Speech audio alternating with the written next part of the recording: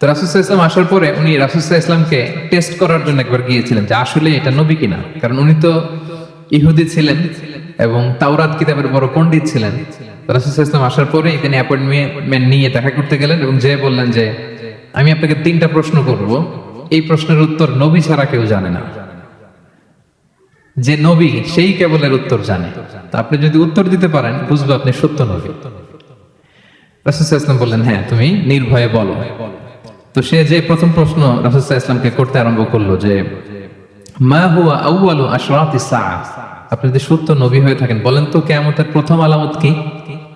রাসূল সাল্লাল্লাহু আলাইহি ওয়াসাল্লাম বললেন তারপর?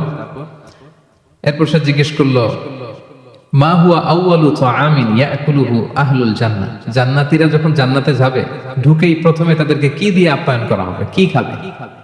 রাসূল সাল্লাল্লাহু আলাইহি ওয়াসাল্লাম বললেন তারপর? আব্দুল্লাহ ইবনে সালাম, তখনও তার নাম আব্দুল্লাহ ইবনে সালাম হয় না, তখন নাম ছিল হুসাইন বা হাসিন ইবনে সালাম। ইসলাম ধর্ম গ্রহণের পর রাসূল সাল্লাল্লাহু আলাইহি ওয়াসাল্লাম নাম দিয়ে দিলেন আব্দুল্লাহ। তারপর সে বলল যে সন্তান যখন হয় সন্তানের চেহারা কখনো হয় বাবার মতো, কখনো হয় মায়ের মতো, এর কারণটা কি? এই 3টা প্রশ্নের উত্তর নবী ছাড়া কেউ জানে না। আপনি যদি নবী হন তাহলে বলেন। আপনাদের কি মনে হয় রাসূল সাল্লাল্লাহু আলাইহি ওয়াসাল্লাম বলতে পারবে নাকি? হ্যাঁ পারবে। রাসূল সাল্লাল্লাহু আলাইহি ওয়াসাল্লাম বললেন একটু আগেই জিবরাইল আলাইহিস সালাম এই 3টা প্রশ্নের উত্তর আমাকে শুনিয়ে গিয়েছে।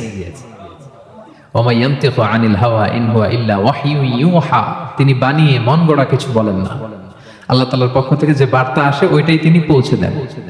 তো তিনি বললেন শোনো, তুমি প্রথম যে প্রশ্ন করেছো যে কিয়ামতের সর্বপ্রথম আলামত কি, কিয়ামতের আউয়ালু আশরাতিস সাআতি ফানারুন তাহশুরুহুম মিনাল মাশরিকি ইলাল মাগরিব, কিয়ামতের প্রথম আলামত হচ্ছে দাবানল, একটা আগুনের দাবানল দাউ দাউ করে জ্বলতে জ্বলতে মানুষগুলোকে পৃথিবীর পূর্ব প্রান্ত থেকে পশ্চিম প্রান্তে নিয়ে জড়ো করবে।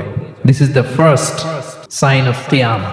2 নম্বরে তুমি জিজ্ঞেস করেছো যে জান্নাতীরা জান্নাতে ঢুকলে কি দিয়ে আপ্যায়ন করা হবে। রাসূল সাল্লাল্লাহু আলাইহি ওয়াসাল্লাম বললেন যে আউয়ালু তাআমিন ইয়াকুলুহু আহলুল জান্নাতি ফাজিয়াদাতু কাবিদিল হুত, জান্নাতীরা যখন জান্নাতে ঢুকবে তাদেরকে মাছের ভুনা কলিজা বা কলিজার পাশে একটা জায়গা আছে, এই অংশটাকে ফ্রাই করে প্রথমে আপ্যায়ন করানো হবে। 3 নম্বরে তুমি জিজ্ঞেস করেছো যে সন্তানের চেহারা কখনো বাবার মতো মায়ের মতো, কারণ এর কারণ হচ্ছে ফিজিক্যাল ইন্টিমেসির সময় যদি হাজবেন্ডের সিমেন প্রবল হয় তাহলে বাচ্চার চেহারা বাবার মতো হয়, আর যদি মায়ের যে ওভাম ডিম্বাণু এটা প্রবল হয় তাহলে চেহারা মায়ের মতো হয়।